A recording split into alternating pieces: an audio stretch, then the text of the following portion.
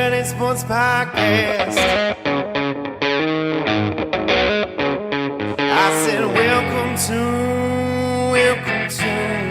the Dirty Sports Podcast with Andy Ruther and Joe Prano. Welcome to the Dirty Sports Podcast.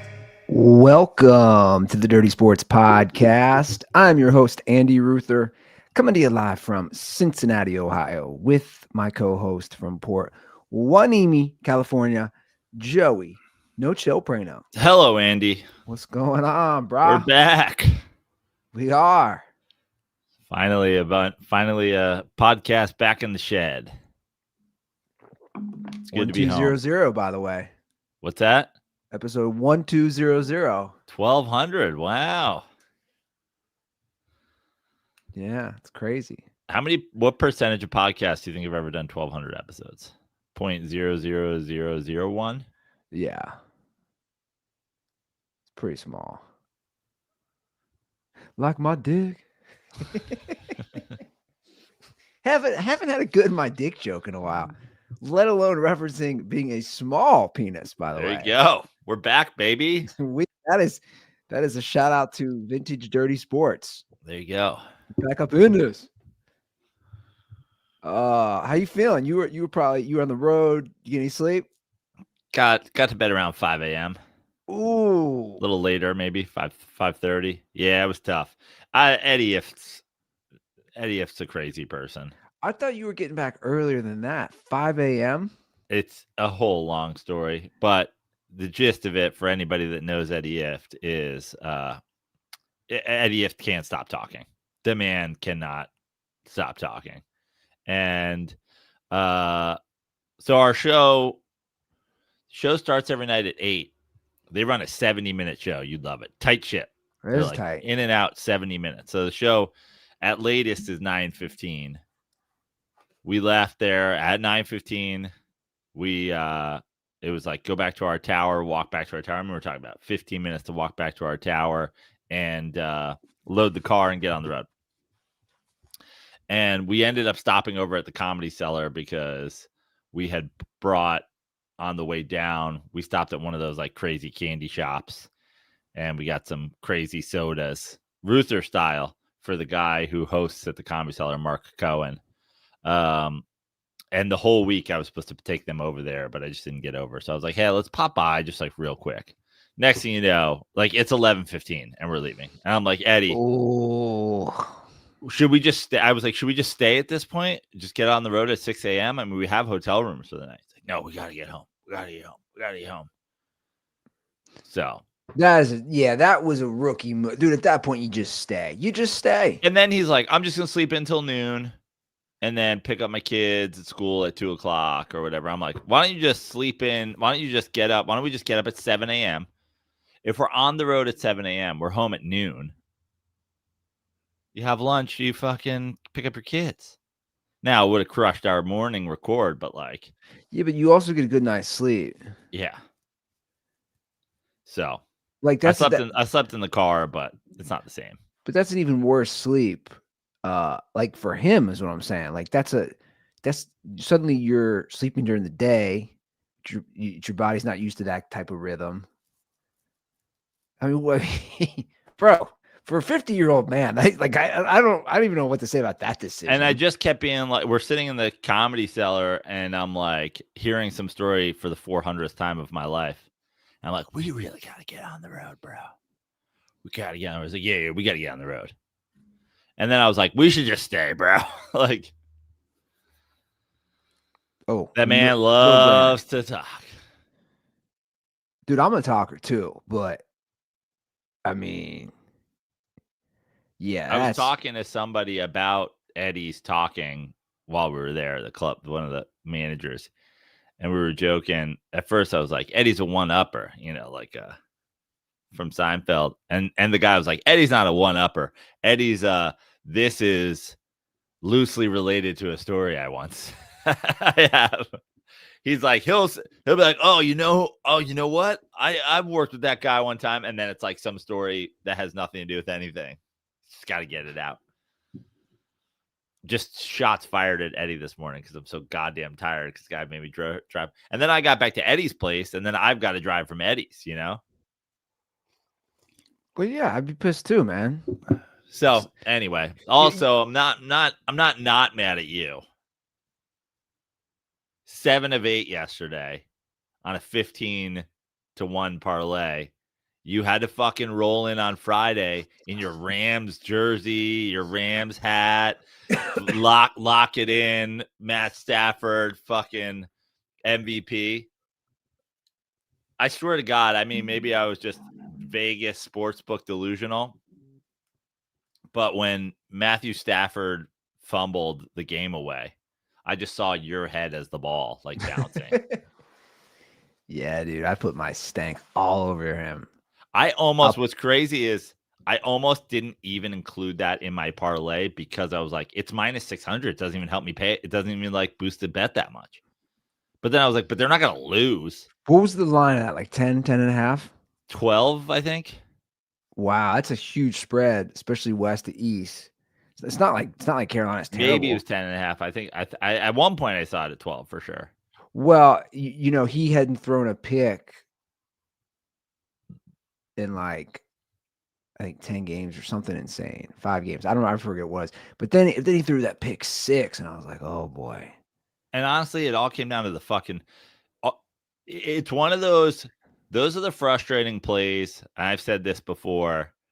You know, that was that last fumble was the Matt Ryan in the Super Bowl. It's like if he had something in his eye and he had to step out before that play, and they put in the backup, and they're like, just take a knee. We're not going to fuck with this. We'll kick a field goal for the tie.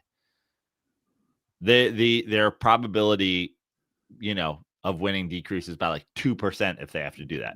It reduces by 99.8% if you just turn the ball over on that play. Literally a turnover or like a 20-yard sack is the only thing that you can't allow happening. I don't understand how some of these guys, and I love Matthew Stafford, but in that situation, like how are you fumbling? How are you getting sack fumbled? I'll say it. I'll say it right now. You know, the brothers, my guys, the Manning brothers took a lot of heat over the years for it, but sometimes you just got to lay down, literally lay down. Heat, lay down. People are like, don't even touch him. Yeah, he was worried if somebody touched him, he would fumble. Did you see it? I mean, look, the Matt Stafford play was bad. We were texting, obviously both watching it live. Like, it was bad. Did you see the JJ McCarthy play? Yeah. I'm going to pull that up. I mean, this is McCarthy wasn't odds on favorite for the MVP going into the game. No, but this is one of the worst plays I've ever seen. Legit. Again, I know he's become the poster child for this, but like this is Nathan Peterman-esque. Like, what are we doing here, bro? Look at this. He rolls. He's pressured. He's in trouble. Heaves it up. Oh, no. Yeah. Ernest Jones. House call. He will Why? take it all the way. Again. So that's my question is just why? Yeah. Why? Because you don't want to take a sack. Again, take 3 points, man. Yeah. Especially when you're that close. The score is 3-0. Yeah. Literally a field goal, you're tied. I hate to say it again, but like the Manning brothers don't even get into the situation where that guy's touching him. They just go, just lay down. Well, look, I've definitely changed my mindset as well over the years watching quarterbacks. Again, live to fight another day, for sure, or another play. But also, just like again, you know, both of these plays, it's that. Wait, that wasn't McCarthy? I'm getting you. That wasn't JJ McCarthy? I was gonna say he's not 12, is he? I thought he was 9. I He almost didn't said that. start. I almost said that while it was happening. He rolls. He's pressured. He's in trouble. My bad, McCarthy. You still suck this year, but like, okay, it wasn't him. It was Brosmer. So they just benched. Like, I'll be honest, guys. Like Minnesota, you guys just like shit the bed. I just like stopped caring. I did have that. Like that was one of my 4 games on at the time. That shows how little I was paying attention. It's so funny. You put it up, and I was like, when did he become 12? You know what's funny? I think a lot of people were fooled. I literally had just put, as we were talking, JJ McCarthy in the Twitter search, and that's what came up. That's funny. Well, I think a lot of people were like, even JJ McCarthy's not this bad. Yeah, well, that's my thing is like learning how to throw the ball away, or exactly just take a sack.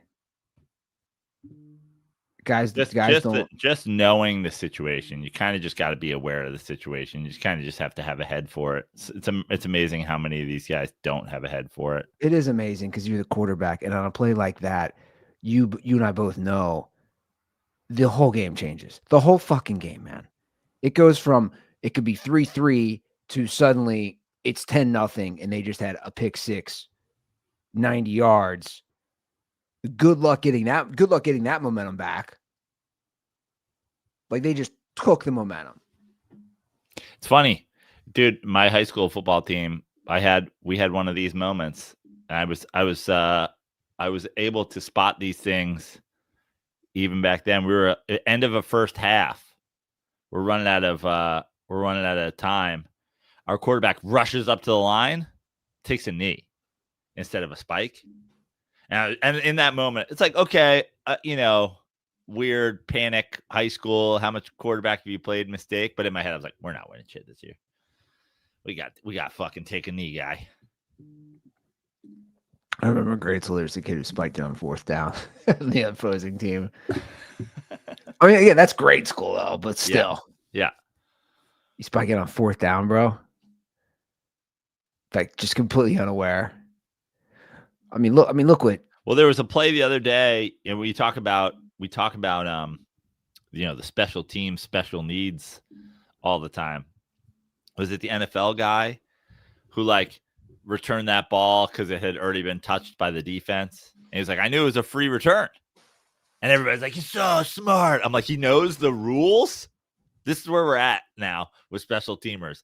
If they successfully pull off knowing the rules, people are like, what a heads up play. He understands the rules. Yeah, I guess that's how low the bar is now with these guys. The celebrations, dude. And I don't even care about celebrations to a degree, but like they're just so out of control. They're so out of control. How many times do you see a guy celebrate and then it's like, do you not see the flag, man? The flag, flags all over the field. Like it's coming back. Relax about the scoop and score. Now you were driving back. There was some awful officiating at the end of that Washington-Denver game. Oh, we weren't even close to driving back. Oh, that's right. Because that's right. They were short a ref. Yeah. Because when somebody got hurt, and they're going over how many awful missed calls there were, and so I thought of something, and I don't know if they said this on the show, or on the air. They probably didn't. We don't got somebody on standby, right? We don't have the guy like every hockey team's got the guy who's also a hot dog guy who's a backup goalie. Like we don't got like Andy, they all have second jobs. Like what? Of course they don't have a guy on standby. You have the money. Like put a guy because this is now. That's why they have the money because they're smart with it. Well, this is the second time this has happened. I don't know if you know, and that's what and they were talking about that on air. It happened Thursday. I think it was Thursday or recently. I don't know because Thursday would have been Thanksgiving. But anyway, in the last week of games, it's happened now twice. When official gets hurt, and you and I both know officiating's not that good as it is. When you take away a ref, man, you're really gonna botch some calls. Yeah, and they did. Like that one play was wild where Mariota. By the way, did they tell him how to pronounce the name? You probably couldn't hear the sound. No. So Tirico and Collinsworth were I've never heard it pronounced. You just say Marcus Mariota. Yeah. They were like Mariota. Like I guess somebody was like, "Yo, man, it's not Italian, it's Hawaiian." I don't know. They were like very. I looked this up last night, I mean, it's an all-time, like, pretty much 1-2 bust. But Jameson and Marcus. Jameson Mariota's career stats are like remarkably similar at this point. From games played to winning percentage to, yards per attempt to completion percent. Like they're almost identical. Like obviously, Jameis has played like 6 or 7 more games and thrown the ball a lot more. But I mean, I think they're both like 35 and 60, and they're both like. Well, Mariota has he's got that playoff win. Remember? That road one at Kansas City. Yeah, that's probably gives him the edge. Yeah, the edge and fucking who's a bigger bust. Oh yeah, I was actually thinking about that last night. That was bust city right there, man. Those two.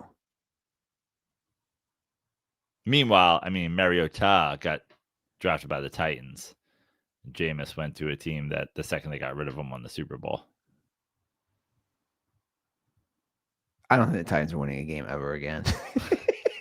Like ever again. Ever again. They're going back-to-back number 1 picks. Yeah, that is true. Like, that, Tennessee's kind of been a dumpster fire for a long time, minus the Vrabel years. Yeah, exactly. Minus the Mike Vrabel years. But again, he got a fucking playoff win on the road. And I remember he played well that game. Yeah. Is that the one where he threw his own touchdown pass? Got like tipped. He caught it. He ran it in. I don't remember. I think he threw. I could be wrong. I think he threw for 300 yards that game. Because remember, everyone was like, "Oh, this is his game, man." I saw it at the end of the game last night, and I didn't even think about it. But him and Bo Nix dapping each other up, and I was like, "Oh yeah, same class at Oregon."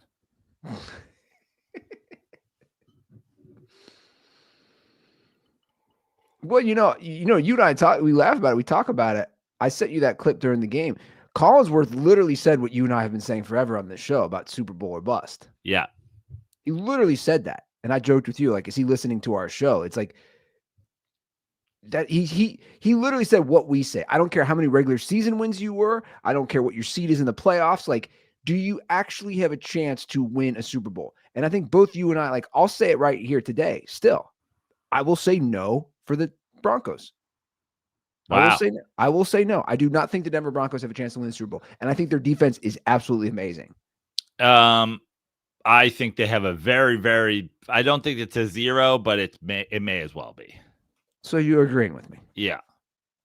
But like, listen, there's been some teams over the years, like to me, there's been teams that have, records like this where I'm like 0% chance, like I remember famously, the Cardinals team that everybody was like, Prano, fuck you. Carson Palmer, MVP. I was like, you have a 0.00% chance of winning the Super Bowl. It'll never happen. It'll never fucking happen. Now, with the Broncos, I think like it would take a lot of things breaking their way. They'd have to have a pretty, the draw of matchups in the playoffs would have to go their right way. They'd probably have to get lucky in a couple games.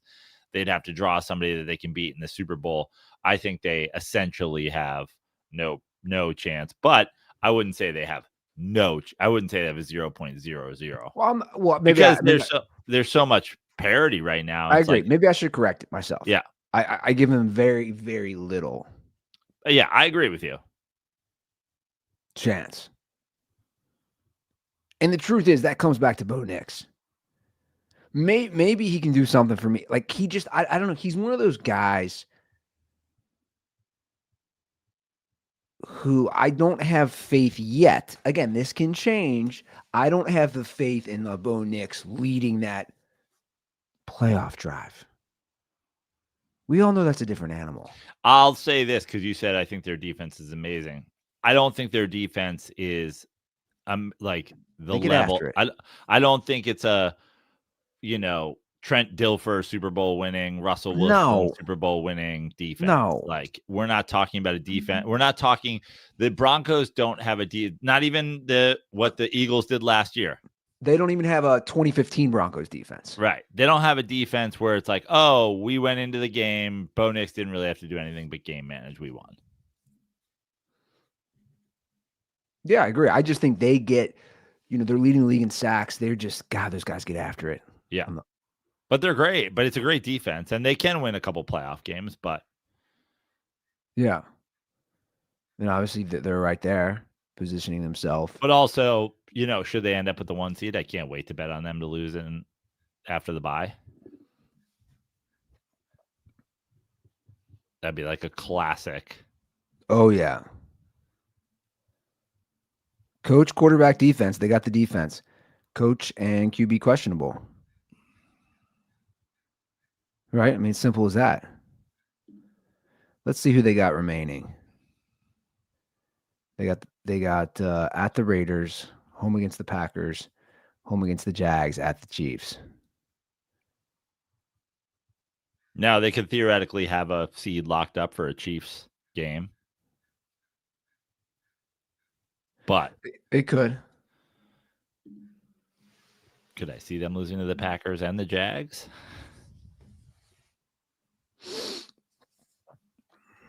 Jags are in first place now. Remember you when I was like, oh, Indy's got some people coming.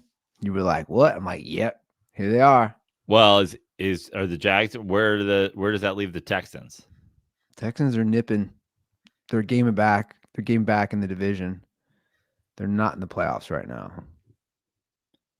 That was the basis for my entire parlay yesterday. Was Texans over a hobbled Colts team. I mean, Daniel Jones. They didn't play. He's got a broken bone, right? Well, but he has a broken fibula. He has a fracture in it. That's fucking wild. How's he playing? I know. And he played okay. Yeah. They were like bad. It was just a very defensive game. When you can't run, when he's got but a couple really nice throws. Which, by the way, goes back to we got to go. Speaking of nice throws, I got to go back to the Chicago game. Listen, I understand Caleb Williams completes 50% of his passes. So that's not true. What's that? No, he's doing pretty good. Is he? Yeah. He, he's the Caleb Williams franchise QB thing. Like his statistics really don't quite match it yet, but he's got so much talent, and that throw is 58%. Yeah, that throw at the end of the game for the touchdown, the rolling left, jumping touch pass for a TD was one of the best throws I've seen in a long time, and no one fucking bonered out over it. They're just like, what a play call by Ben Johnson. Oh, look at this. I was like, how guys, not a lot of people can make that fucking throw. Not a lot of people attempt to make that throw. That was an insanely good throw. I love that for the Bears because even though, what was this stat line in that game? It wasn't exceptional. No, it was here. Let me just pull it up here real quick. 17-36, right? 154. So he's under 50% in that game. Yeah, a touchdown. But they were running the shit out of the ball. And they're the 1 seed now. It's insane. I want to talk about this for the Bears, and the Lions, I guess, in general.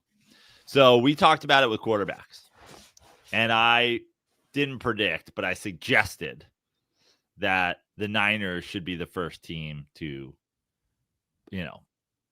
balk at a mega deal for a quarterback. And listen, Brock Purdy looked okay yesterday, but I think what are the Niners now? 9-4? Yeah.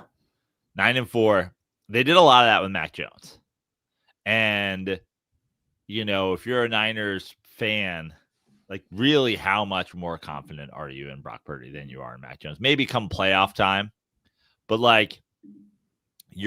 this is how many years now on Jimmy G, Brock Purdy, fucking whoever. So they didn't balk on it. They went for it. At some point, some team is going to do, and by the way, I have yet to be proven right on this with the Niners or the quarterback, because no one's really done this. The Giants paid Daniel Jones, the Niners paid Brock Purdy, all this stuff.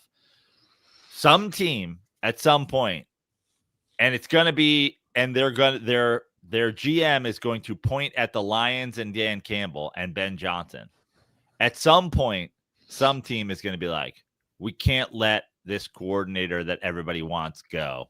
Let's just give him our head coaching job, because it is very clear at this point that the best coach on the Lions last year now coaches the Bears.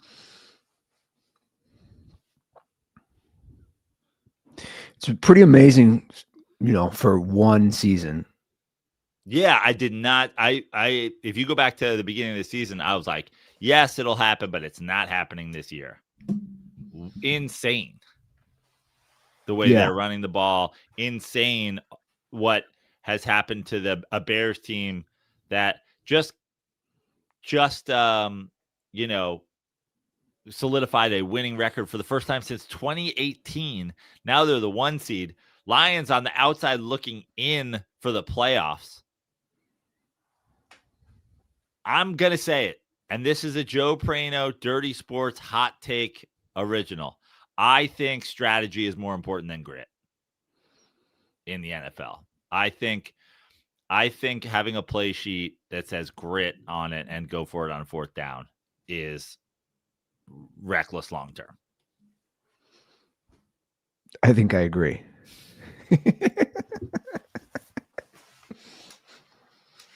And look, I've given Dan Campbell credit. I think he's been successful, and it's definitely worked out, and things have changed for the better in Detroit. But I also agree. Yeah, I mean, he's doing this with the fucking Bears, man. Now, are they going to get the 1 seed? No, they won't. You mark my words on that. Who's going to get the 1 seed?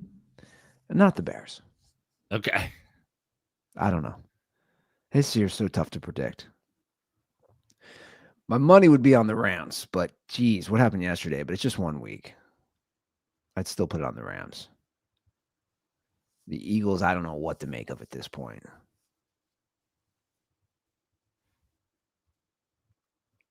I mean, when not carried by a generational running back, offensive line, and defense, Jalen Hurts is Uncle Rico? Again, I'm not going to go that far. I still like to defend Jalen Hurts. Okay. He played horrible on Friday. Horrible. Missing wide open guys, not having guys run 3-4 guys wide open and him missing and not getting the ball out. And I've seen this. I saw a great meme the other day because right now, Philly fans doing what Philly fans do. Let's go to the home of the offensive coordinator and slit his throat while he sleeps. And then I'll send it to you. It was a well-schemed, wide-open play that Jalen Hurts misses. And, the text above it is like, what a terrible throw by offensive coordinator Kevin Patullo.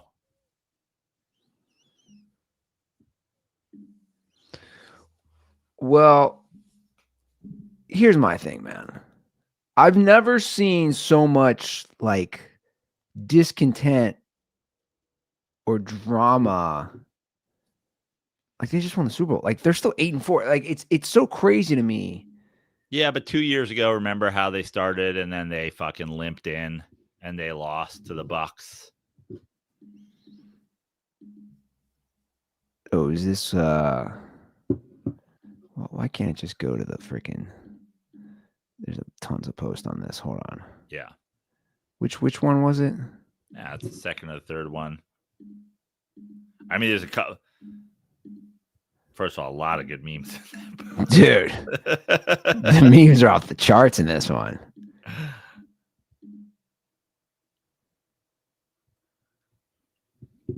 Okay, I'll get this up here. Yeah. Again, I'm more of a Hurts defender. I mean, he's not terrible. Like, he's won a Super Bowl MVP. Like we're not gonna count that for anything. You know what I'm saying? Like Sure. I mean, there's no not counting it for anything. He won it. It's a fact. There's not any. I'm just saying right now, if you look at the situation, I know there. I mean, to me also, and I've done it. You can shit on an offense coordinator, but like, your offensive coordinator is not why you're winning and losing games. Like, you can talk about, oh, this puts us in this position, but like, Jalen Hurts has had a different offensive coordinator every fucking year of his career. Now that's something. Now I know Howie Roseman is a genius, so I don't know why he has a different offensive coordinator every fucking season. But you look at the team. I mean, they have elite wide receivers. They have a great tight end. They have a generational running back. They have a good young defense. Yes, they have some injuries on their offensive line. Okay. And so take a team that blows out the Chiefs in the Super Bowl, add a couple injuries on the offensive line, and Jalen Hurts is a 12-picture meme now. It's just, he's tough to gauge. He's weird, man. By the way, that thing won't download on my. He's tough to gauge because people, like, I hate to say it, but there's a lot of Goff there. There's a lot of not throwing the ball into tight windows ever. There's a lot of take the openly schemed play, the fuck it and chuck it on third down. He doesn't turn it over, though, for the most part. Yeah. Until the other day when the Bears were like, how about instead of putting everybody into a diamond formation and trying to push back against the tush push, we send one guy around the side to steal the ball out of his hands. I do love, I'm trying to find that video on Twitter, which whatever, I'm failing. Every time a quarterback plays bad now, they just Photoshop themselves over JJ McCarthy. Have you seen these? Yeah. That face where he's going. Every single time now, a QB plays bad. Like that's a whole thing, man. It's a whole, like, JJ McCarthy. Andy Ruther's move now is every time he sees a bad highlight, he's like, look at JJ McCarthy here with this throw for the Eagles. That's what I'm saying. Like, how did he go from, like, he's the poster child of bad quarterback play now? Like, already. This is first year starting. Man, life comes at you fast in NFL memes. Like, you do not want to get NFL memed. Like, unbelievable. I love the one I'm looking at. They made him white face. Yeah.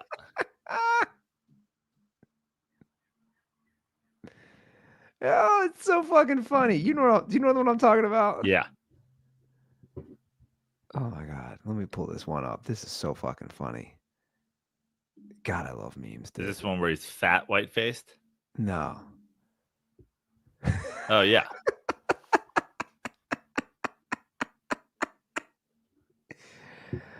Oh, this one's amazing.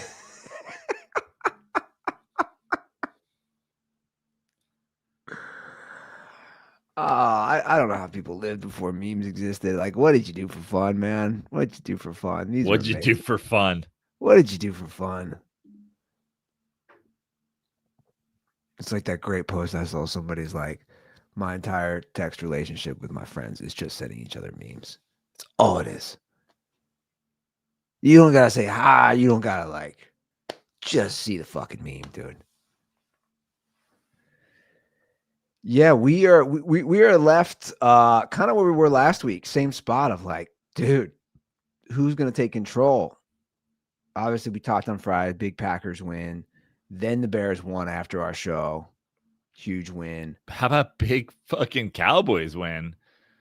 Yeah. And with the Eagles spiraling, I mean, the Cowboys they have the tie, right? So they're a game and a half back of the They're a Eagles. game and a half back, technically. Yeah. And then you have like certain like the AFC North. Who's winning that? Who's winning the AFC North? Who? Steelers Who? Steelers and Ravens are both 6-6. They play each other this Browns? week. Let's go Browns.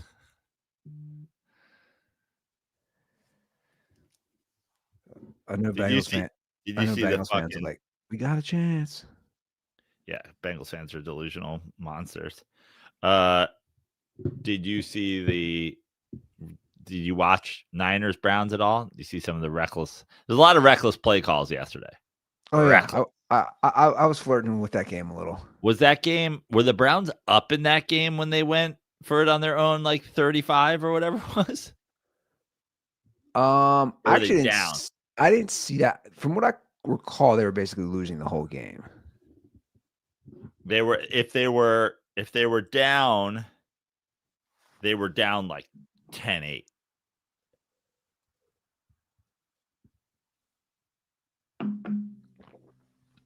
Yeah, they were down 10-8. Let's go full. I mean, it was an insane call.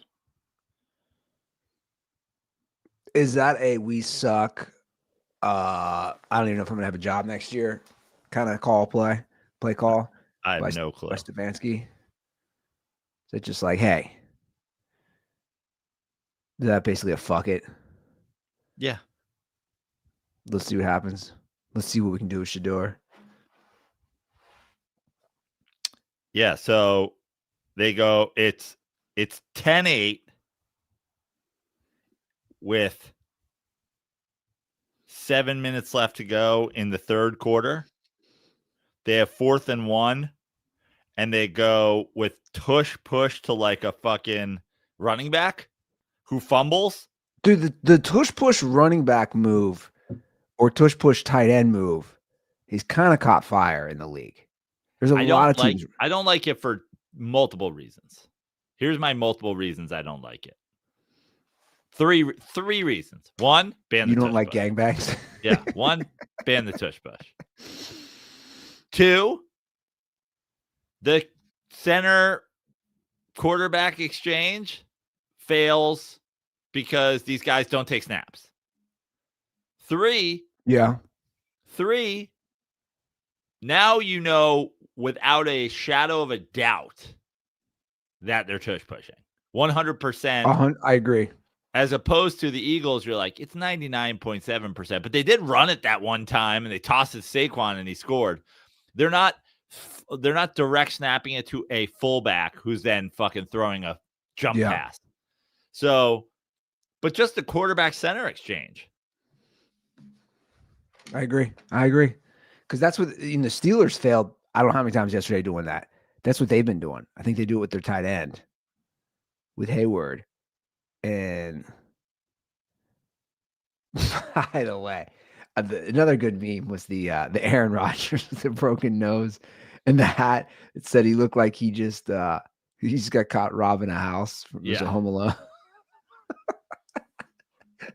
Why are you dressed like a chicken? Bro, Aaron Rodgers out there like all these breaks in his wrist. I mean, it's just like, bro. And then he's getting so mad. So mad because there's some sort of miscommunication. It feels like on all the plays. Oh, and then you go to Tomlin. Tomlin's got that same stupid look on his face. Look, man, Tomlin, he had success. Obviously, like longevity. It's not easy to just not have losing records, but you got to just change it up, man. I think maybe You I don't know. Got to change it up. Here's the thing: you got to change it up, or you have to just be like, we actually believe in Tomlin, but we need a tank year. We need a year where we don't go 9-8. Yeah. And we get a chance to have a quarterback. Listen, you talk about my Giants right now. And I know the dirty sports, the dirt balls furious at the idea that Jackson Dart might be good because everybody who listens to this One podcast guy makes a post on Reddit and Prano just does not let it die. My demise. One guy makes a How post. good are the Steelers right now if Jackson Dart's their quarterback? I'd probably say they win the division. I'd probably say they win the division too. And they feel real good about their future. And Mike Tomlin's not getting fired and all this stuff. Meanwhile, they drafted him at 25 or whatever. It's like the Steelers, great job always being really, really solid. But like, you have needed a quarterback for 10 years at this point, which is true. It is true. You have this year, you have Russell Wilson, fucking Justin Fields, you have the Mason Rudolph, fucking whatever, Kenny Pickett years. You have the end of Big Ben. Yeah. At some point, you gotta be like, we need a fuck quarterback. And listen, now they tried. To be fair, they tried with Pickett. Sure, they whiffed. They whiffed. Right. I saw someone post something interesting. It was a good point. It said, you know, the problem with the Steelers, they haven't had a coordinator on either side of the ball who's like legit head coaching material or gone on to be a head coach in years.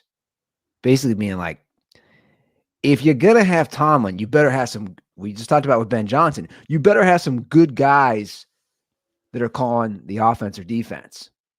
They haven't had that. Standout coordinators. Yeah, I agree. Their best bet, they're 6-6. Their best bet is to finish 6-11. Get a better pick. You know, I don't know what to make. I was all in on the Ravens, and like I said, I feel like Lamar Jackson forgot how to play football. So like this week is again, they play each other. So I'm just like, I don't know. Winner takes the division. They play each other twice. You know, there's that weird path for the Bengals if like they split and then the Bengals don't lose a game the rest of the way. And it's just like, I can't. I can't. Closing my eyes. Like, what's the Bengals next? I mean, I'll tell you the. I'll tell you the place to make money. Who do they play next week? They're at Buffalo. Okay. And then who are they at after that? Home against Baltimore. Okay. So yeah. So like the real money to be made is to bet them to lose to Baltimore at home. Like everybody's like, oh, Lamar Jackson can't play, blah, blah, blah, blah, blah, blah, blah. They beat him 32-9 last week, 2 weeks ago. Lose, L, season over. Also, you got to basically the Bengals' only shot is they have to beat the Bills on the road. They got to win the last 5 games, man. They have 8 losses. Yeah. I mean, maybe, but I highly doubt a team's going to go 8-9 and win that division. No. So you got to win every game. They're 6-point underdogs at Buffalo. Buffalo is weird because they've been Josh Allen's been turning the ball over a lot. The O-line's decimated. But then the second half, they turned it on yesterday.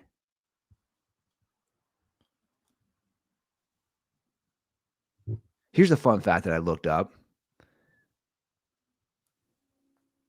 Josh Allen, Lamar Jackson, and Patrick Mahomes, if the Bengals don't make the playoffs this year, combined have the same amount of seasons not making the playoffs as Joe Burrow will have after this year. Combined. Huh? What? Josh Allen, Lamar Jackson, and Patrick Mahomes combined. If they miss the playoffs this year, if they all miss the playoffs this year? If the Bengals miss the playoffs this year. Got it. That would be 3 missed seasons under Burrow. And the first for all the other guys. No, Josh didn't make it his first year. Okay. He didn't really start all year. Mahomes has never missed, and then Lamar's missed twice.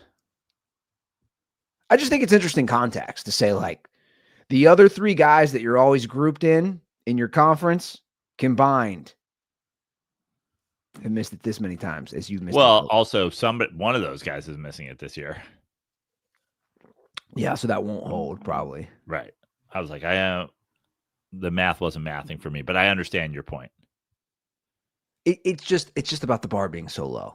Yeah. And again, back to that Collinsworth comment of like, oh, cool. Let's. It's the same hypothetical. Cool. You do win the rest of your games, Bengals. You get into the playoffs and you lose right away because your defense sucks. Right. Like you're back at square one. A lot of these teams. It's the same thing for the Steelers we're talking about.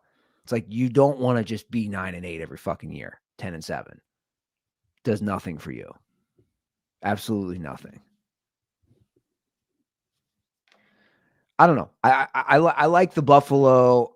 If they can get healthy,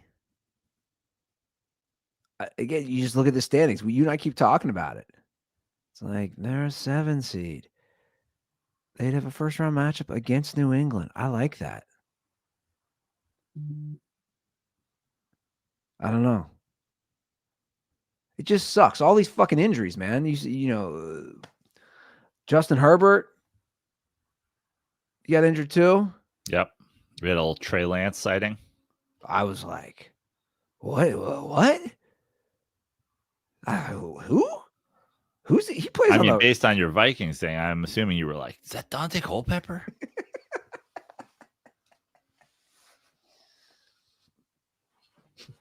I was like, Trey Lance? Is that Tyrod Taylor in there? That was He that plays was the for pick Jets. I gave Brittany the Chargers.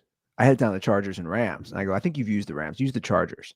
Oh, what did I don't even know what I did. I must have picked the Rams. I feel like I must have picked the Rams. Did the Rams fuck me double? Did the Rams double fuck me this week? I'm sure No. you picked the Rams. I picked the Chargers. I heard already picked the Rams. And for the millionth time, can we put Geno Smith on the bench? For the love of God. What, Pete Carroll, what are we doing? What are we doing? What are we doing? They did announce the... Did you see this class, Prano, for the Hall of Fame semifinalist? Bro, it's stacked. Like, who do you go with here? Hall of Fame semifinalist for the NFL. QB, you have Breeze, Eli, Phillip Rivers. Running back, Frank Gore, Fred Taylor. Wide receiver, look at this. Look at these guys. They usually do 5, right? Or is it not a... I'm not sure. Wide receiver, you have Larry Fitzgerald, Torrey Holt. Fitzgerald's getting in, Breeze is getting in, Gore's probably getting in. Yeah. You have Fitzgerald, Torrey Holt, Steve Smith Sr., Hines Ward, Reggie Wayne.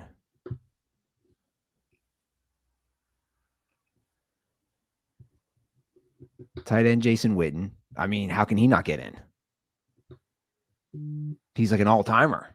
Yeah. Adam Vinatieri for kicker. O-line gets dicey. I can't really speak on that. Willie Anderson, Lomas Brown, Jahari Evans, Richmond Rhett. What? I don't even give a fuck about these guys. D-line, Robert Mathis, Vince Wilfork, Kevin Williams. Then linebacker gets interesting again, too. Luke Kuechly, who didn't get in last year. Yeah. Who I think is without a doubt a Hall of Famer. Terrell Suggs. And then DB, you have Rodney Harrison, Earl Thomas, and Darren Woodson. It's a pretty loaded class. Yeah. Like, I don't know who you take. Right? Yeah. Well, I mean, I don't know. How does it work? I feel like they select 5 max. Let's see.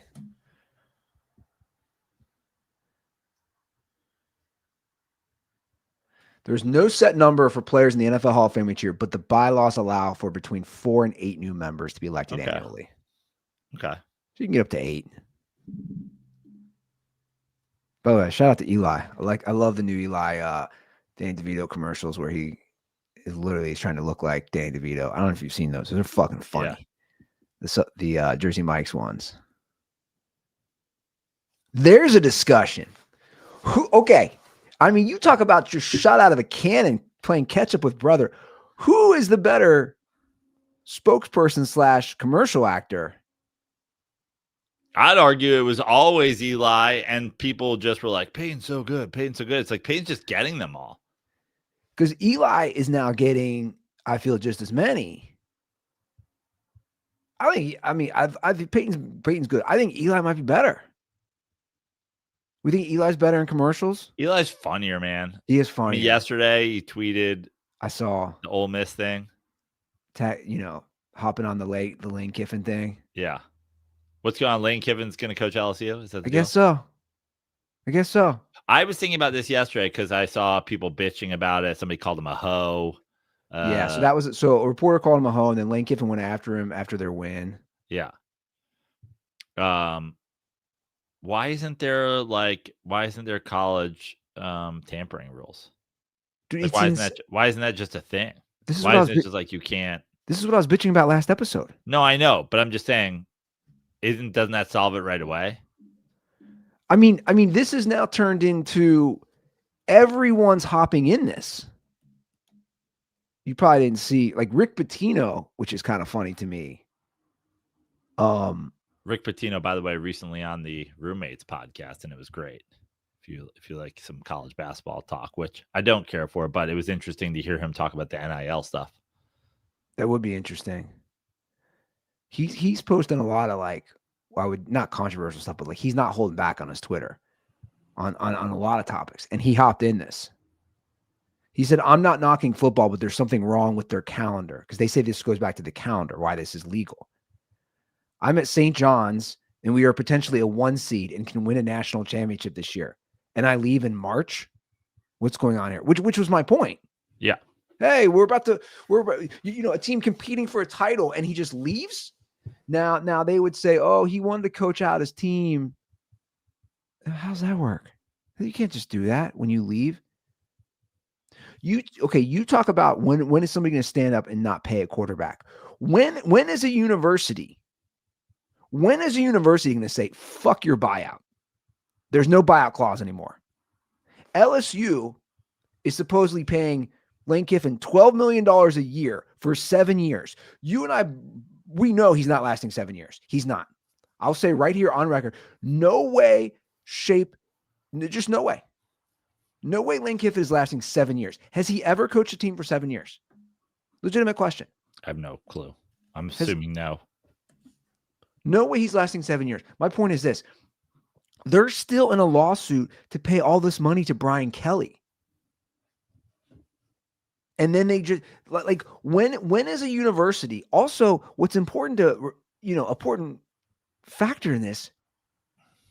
They're government employees. That's yes. That's why the Brian Kelly thing is so dicey. Like the Louisiana governor got involved. It was like, I'm not paying him. Right. Now people will say, well, the donors, all these rich good old boys can cough up the millions, but keep politics out of sports. Shut up and dribble. It's really complicated. Shut up and whiteboard, coach. 7 years. And of all the fucking, Louisiana, Mississippi. Like they need the money. Being a fucking Mississippi resident with all the God. And by the way, you know who's paying Lane Kiffin's fucking is Ole Miss a public school? I don't even fucking know. I don't know. But you know who's paying the Mississippi fucking coach staffs? Me in California. Because you're a fucking welfare state. And goddamn iPhone taxes get sent to Mississippi to pay your college football coaches. Well, I don't know how that works. I know how it works. How does that work? Break that down for me. How does what work? Federal taxes being taken from states that make money and given to states that don't make money? Well, I think I would love to actually look at it, do a deep dive. Like I think that then it gets a little more complicated. You're not paying for. I'd be shocked. I'm probably not paying directly, but I'm paying indirectly. Well, regardless, I'm going to look that up. I'm sure they're not using federal funding to pay for their coaches, but my point is like your head coach is going to get $12 million. You're a fucking welfare state. I was correct, by the way, about Lane Kiffin. 1 year at Tennessee, 4 years at USC, 3 years at Florida Atlantic, 6 years at Ole Miss.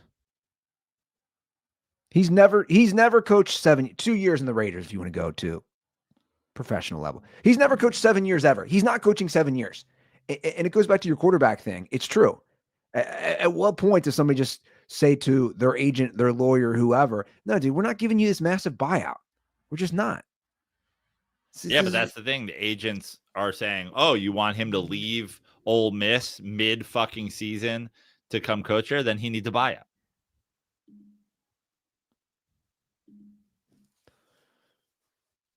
It's so. I read an interesting editorial actually in the Wall Street Journal, and it was like, it was this is the first good idea I've seen. It was basically how to fix this.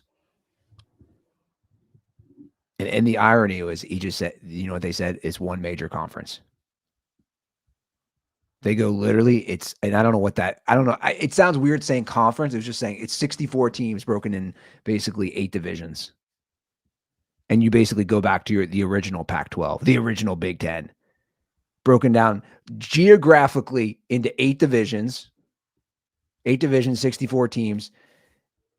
And then the winner of each division gets a, what's it called? Gets an automatic berth. And then you have 8, the next 8. And there were other specifics to this editorial, but basically it went into the money situation and all that and the TV deals. And it's just, it's like I was texting, because I was texting a few buddies about it yesterday. I go, this is why I'll never get into this shit. It's the same thing I said last week. I go, it's the equivalent, literally, it's the equivalent of right before the playoffs start. Sean McVay says, I'm going to the Niners. Yeah. After they get the 1 seed. His arch rival. It's insane to even think about this. And the irony is, you have somebody like Rick Pitino, who we all know has a history too of a lot of infractions with his programs. It's like he's bringing levity to the situation. It's all ridiculous. It's fucking stupid. Your boys over at ChatGPT just want you to know, yes, Ole Miss gets both direct and indirect benefit from federal money that Mississippi receives. So what does that mean? Break that down for me. I'm curious, actually. Mississippi uses part of its state budget to fund public universities, including Ole Miss. Mississippi's budget is heavily supported by federal transfers, 34% of all state revenue. That's the indirect. Directly, universities receive substantial federal funding independent of the state budget, including research grants, NSF, NIH, Department of Defense, Department of Energy, NASA, USDA. Ole Miss receives tens of millions per year in federal research grants. Unreal. And then if you go back to, you're like, okay, federal grants. The how Mississippi actually gets other states' tax money. U.S. federal government levies taxes, income tax, payroll, business taxes from individuals and businesses across all states. The federal revenue is then redistributed via federal transfers and grants to states, including Mississippi, to fund things like Medicaid. Here's the big one: education, welfare, infrastructure, and other programs. Unbelievable. So, yeah, when we talk about, for you fucking cunts who say shit like keep politics out of sports. No, I don't think I will, since you're taking my literal money and paying Lane Kiffin to fucking coach at multiple welfare state universities. That's wild. That's wild.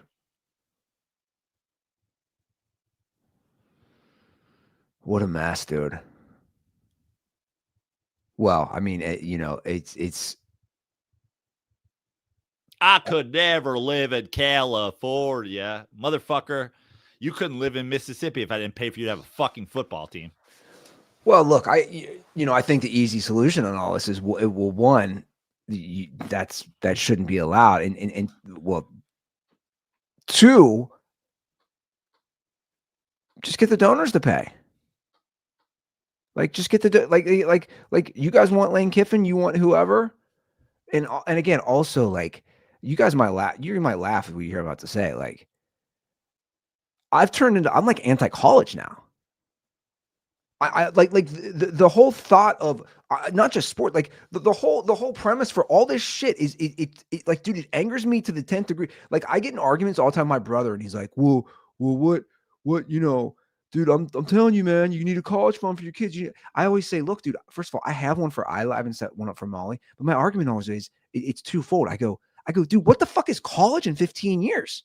What is it with AI? Like, realistically, what is college in 15 years?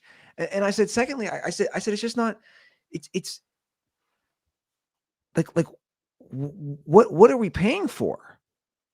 And this whole system, like we're paying for these sports programs. Like and where's really just like 2 head coaches at each of these fucking big schools. That's what I'm saying. Like the biggest state employee is Lane Kiffin. Dude, even here, so like take here, the note, I was talking to my buddy about it. I said, why doesn't, I said, I don't follow it.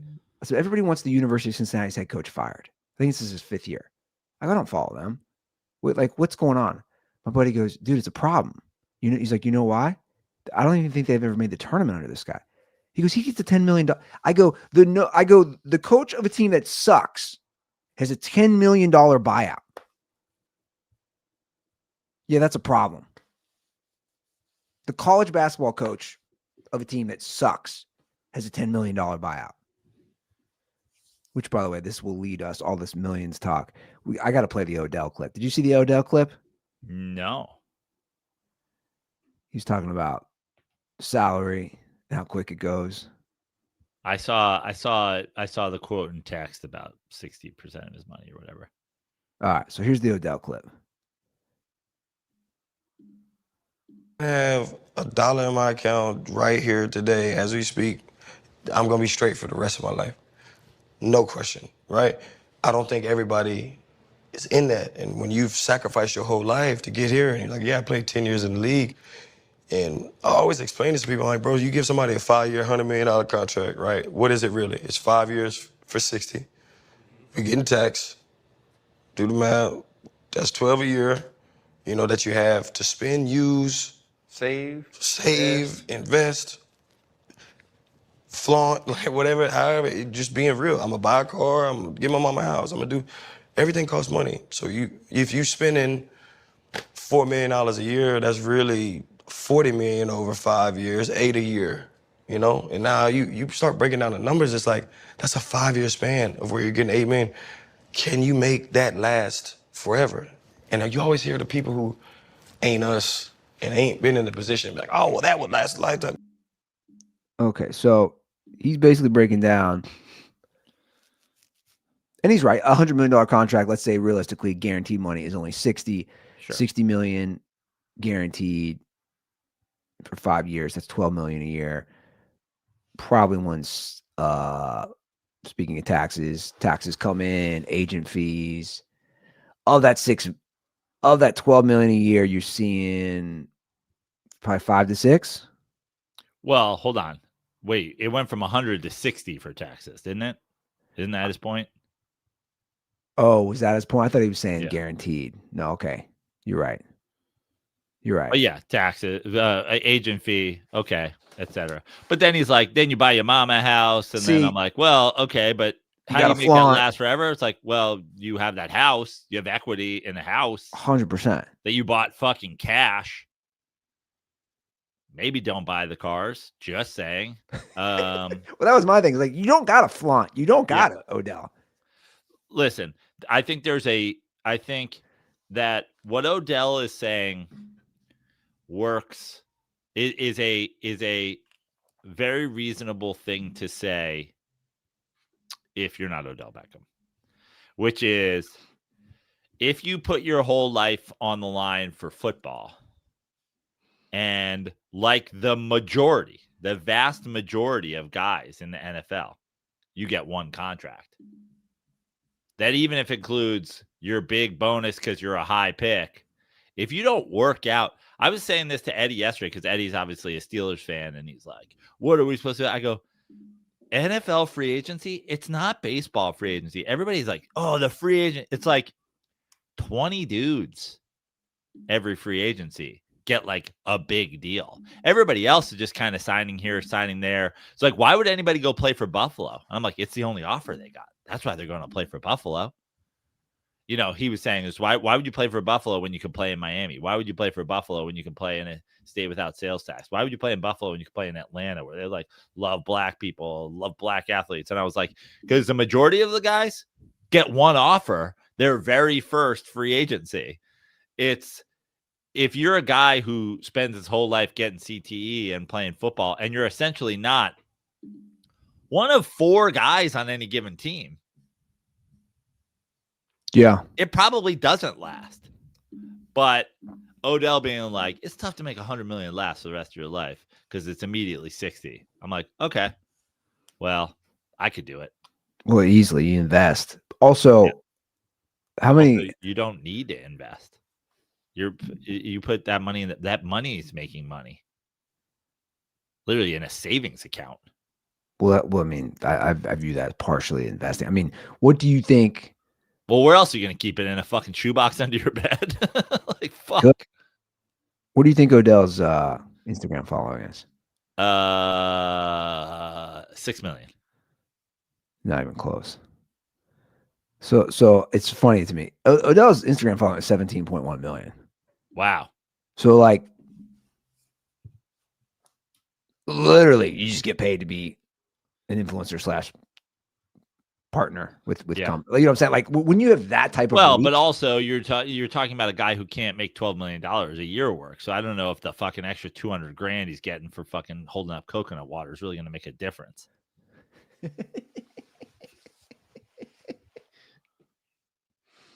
What he should do, if he was smart, if he really wants to be rich, is become the wide receivers coach at LSU under Lane Kiffin, and then Apple can pay his goddamn $400 million salary over the next 25 seasons. While people fucking scream, fucking socialist California. Yeah, the socialism is we're giving you all our goddamn money. So let me get this straight. No, I thought I could think about it. Is LSU, are they still paying Ed Orgeron? I have no idea. Like, do they have 3 coaches that they're...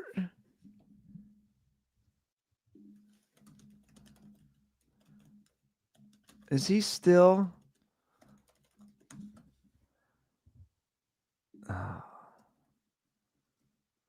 No. Oh, it's almost done. So yes. Oh, it was done this year. Okay. They had been paying. They owed him a Happy Orgeron Day. They had been paying him $16.9 million. That was the total buyout in installments through 2025. I mean, it's unbelievable. Yeah, dude, it's just I just can't get over like the not learning the lesson. You're just gonna keep doing this?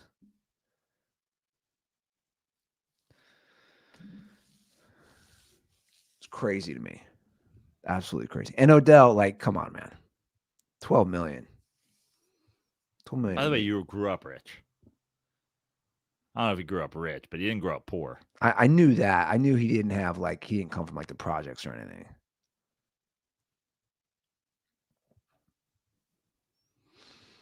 Invest in would be a good investment now. And also, didn't he do the fucking Bitcoin thing? I thought he like fucking tripled his contract on Bitcoin or some shit. Bitcoin's in a tailspin, man. Yeah, but it's up a lot from when Odell signed his fucking contract. Yeah, I cursed Bitcoin, bro. Yeah. Well, you also cursed my fucking parlay.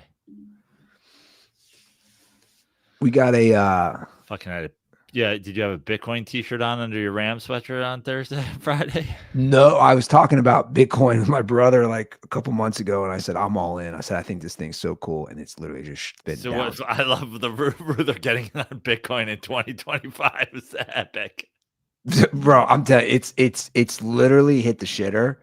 I'm looking right now. You should have talked to fucking Crypto Ranta, man. He told me that. He told me that months ago.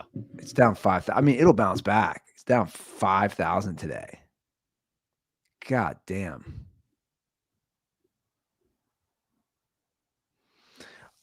We do have a call I'd like to get to. 30 Sports Hotline, 859-832-0478. I commented about Oklahoma City last week. We got a call about it, about what's going on with the Thunder. Thunder from down under. Yo, what's going on, Andy and Joe? Hope your guys' Thanksgivings were great. I just wanted to call because I know that the start of the NBA season doesn't officially happen until Christmas. But I really think that the storyline of the Oklahoma City Thunder is just too much of a talk-worthy subject to pass up on. Honestly, even just beyond other stories of general manager incompetence that is coming out of the league right now, the Oklahoma City Thunder are on pace to be a 70-win team, and they have the most draft capital I have ever seen from a professional sports team. If you just Google the amount of first-round unprotected picks or just first-round picks in general that they've stolen from other teams, it is essentially the 70-win Warriors team able to replace literally every single player that leaves with a younger, cheaper version of them. It's actually insane when you look at it, and I was hoping you guys would talk about it. That's all. Catch you guys later. I had no clue, dude. I do know. Bro, I'm looking at it now. I mean, I still don't understand the unprotected thing, to be honest. What do you mean? Like when it says like Clippers 2025 first unprotected. So you can trade when you trade with a team for their first round draft pick, you can trade for it to be unprotected. So no matter where the Clippers finish, they get the pick. If the Clippers have a season from hell and they get the first overall pick, the Oklahoma City Thunder get it no matter what. A protected draft pick means we're going to trade you our first, but it reverts to a different year if it's like you can protect it 1 through 5, 1 through 10, 1 through whatever. So you're not giving where you're like, oh, well, we expect them to finish like middle of the pack. So we'll say, all right, fine, you can protect it the first 5. But if it's outside of the top 5, we get it. Well, a quick simple version, because I put this all, of course, in the ChatGPT. This says just simple version. Yeah. 2025, 3+ first rounders. 2026, 3 to 4 first rounders. 2027, 3 to 4 first rounders. 2028, 3 to 4 first rounders. 2029, 2 to 3 first rounders. Is that true? Yes.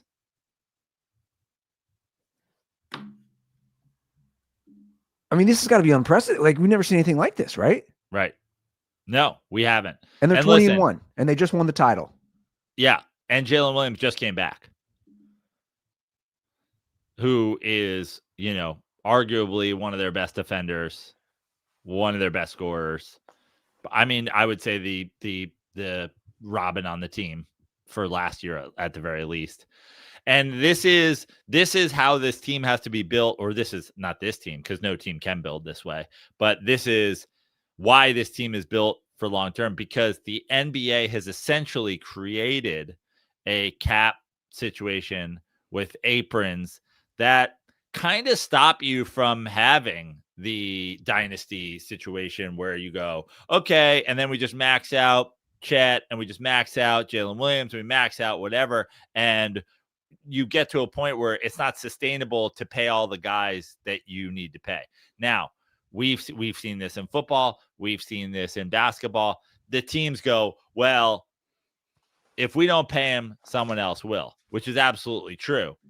But the Thunder are now in a situation with their draft capital where they go, we love this guy and we'd love to pay him, but we can't.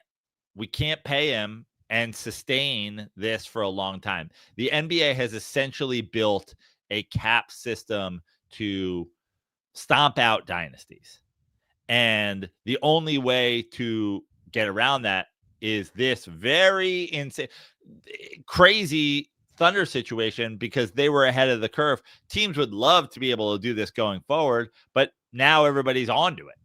Now everybody's like, whatever. But I mean, the picks that they got, I mean, I forget what they got for fucking Paul George, like 4 first rounders or some shit like that.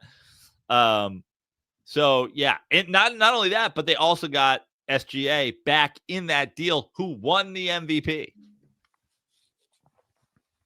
They have the best situation in, like, you know, I don't want to say in modern basketball, but in like current day basketball, because 15 years ago, this wouldn't be as valuable, because what they would end up doing is they would move those picks for a huge player, and they would try to go the big 3, the big 4, the big whatever. And now they're not going to do that because the apron situation is set up where they don't want to do that. So exactly what we're talking about. Jalen Williams is a great fucking player, and I don't know that he would demand a max contract these days. But at the same time, the players who do get these crazy max deals are players that are not as good as Jalen Williams. But he's the type of guy where it's like, I don't know that he will, because they go, it doesn't suit us to do that as much as replacing him with someone cheaper. Well, I feel like nobody's talking. If he does get it, then Chet won't. And if he does get it, then so-and-so won't. Is nobody talking about it because it's such a small market? I think the truth, if you want the truth, is everybody who is a real NBA fan is talking about it. No, it's insane. But yeah, it's insane to me. But like the truth is too. You talk about the cap and all these things and these factors. Like, I'm just gonna go back to it, guys. This is why, like, I don't give a fuck about college. Like that's what I was. It's the same argument I was using yesterday about the NFL. Like, and I know in a way it's apples to oranges because you have 100 schools, but it's the same way with college basketball and the NBA. It's like, dude, there's a system that's fair. It's fair. A small market team can win the Super Bowl. A small market team can win the NBA championship. It's like I told my buddy. My buddy was like diehard University of Cincinnati. I said, why care? University of Cincinnati's never going to win anything. I go, you're not. And also, let's go back 25 years at this point. Okay. There was a time where winning the Big East meant something. Where winning the Rose Bowl meant something. Yeah. That shit doesn't mean that's true anything at all. That's true. So now we are in a situation where in college sports, you kind of are in the Final Four or bust, national championship or bust. Winning the Pac-10 and then beating the Big Ten in the Rose Bowl and being like, having the rose in your mouth and being like, we want it's like, okay, but you beat Syracuse that's somehow in the Big Ten or whatever. Like, it means nothing. So now we're in a situation where you have a championship or bust professional sports mentality where there's no salary cap on NILs. Yeah, it's ridiculous. Yeah, it's so. I think there actually is. I know, but all the teams, how many of them are really going to even get there because of the money that they can? It's all just insane. You can transfer. Yeah. Again, it'd be like a guy just leaving a team. Listen, I just listened to Rick Pitino on the Roommates podcast. His thing is, I got to listen to it now. They don't, he doesn't even go after like big time high school basketball players. He's really, not interested. He wants older basketball players. Like JUCO guys? What's that? JUCO guys, transfer portal guys. He's got, I think they have multiple guys on the team who are 22, 23, 24 years old. And that's where he's spending his NIL money. He's like, I'm not spending my NIL money on an 18-year-old. Interesting. That doesn't help me win a national title.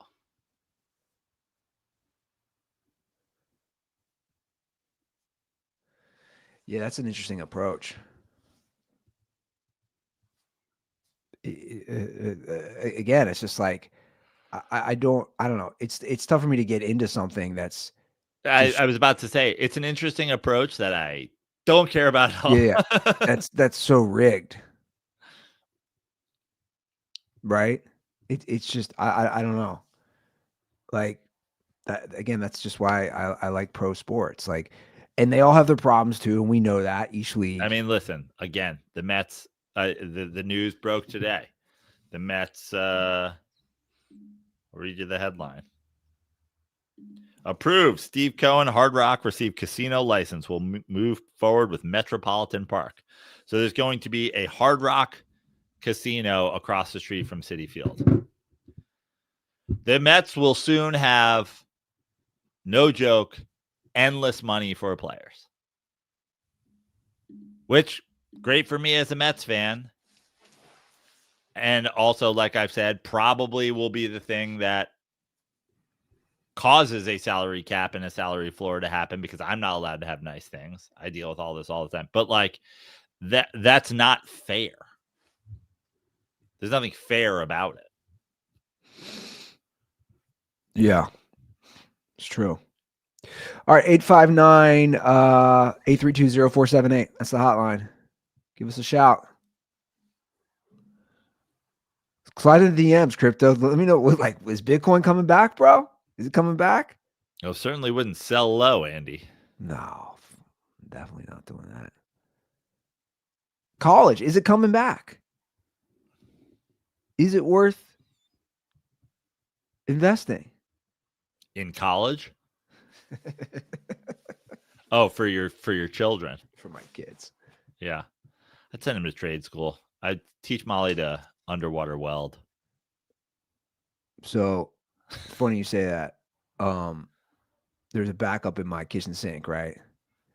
And I was like, ChatGPT's got me.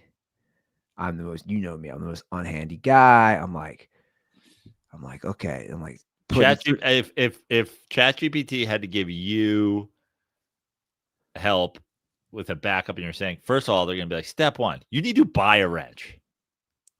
well, anyway, like we basically identified, like, you gotta take out the P trap, like you go in the snake, blah blah blah. My P trap was disgusting. So I was like, okay, I can replace this. I can chat GPT, I can YouTube.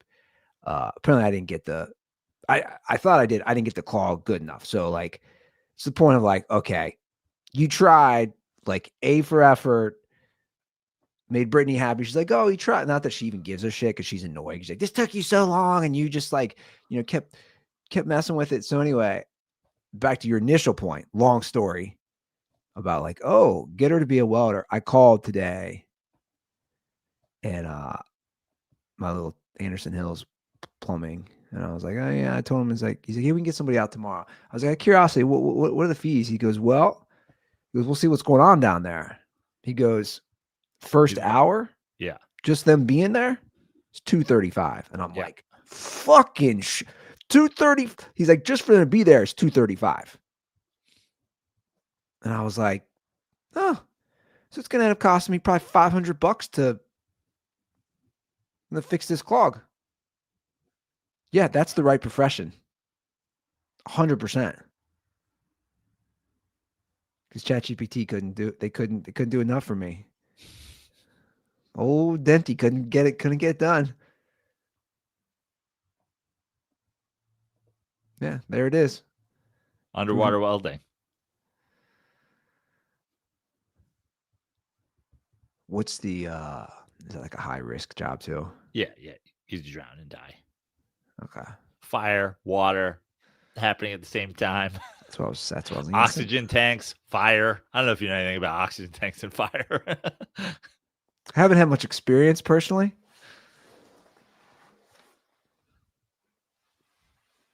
More I'll tell them to be comedians, Joe, right? They can follow that path. I'm trying to slide into a little plug for you right there. Oh yeah.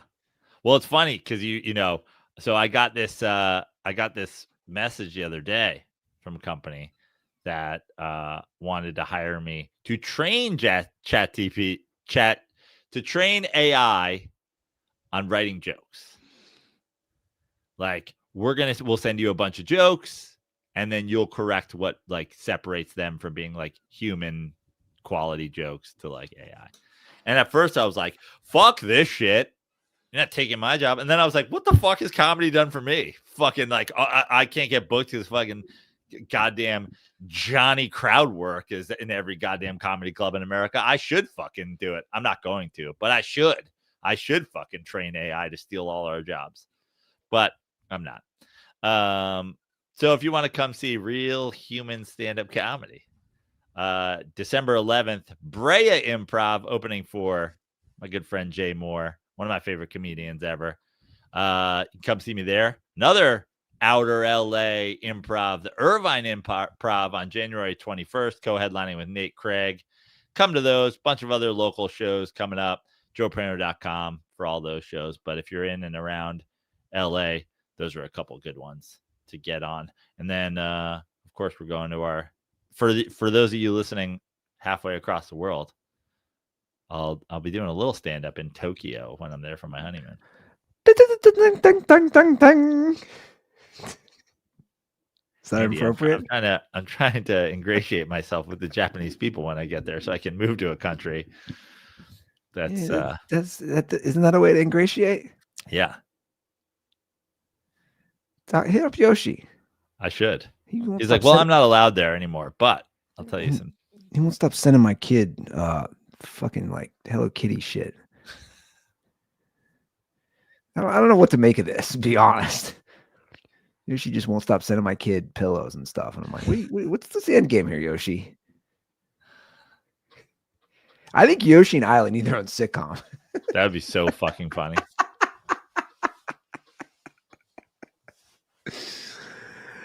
I want to write a cartoon kids show about Mr. Yoshi and Isla. Isla is a child underwater welder. Yoshi is What's Yoshi? Yoshi is a traveling medical specimen.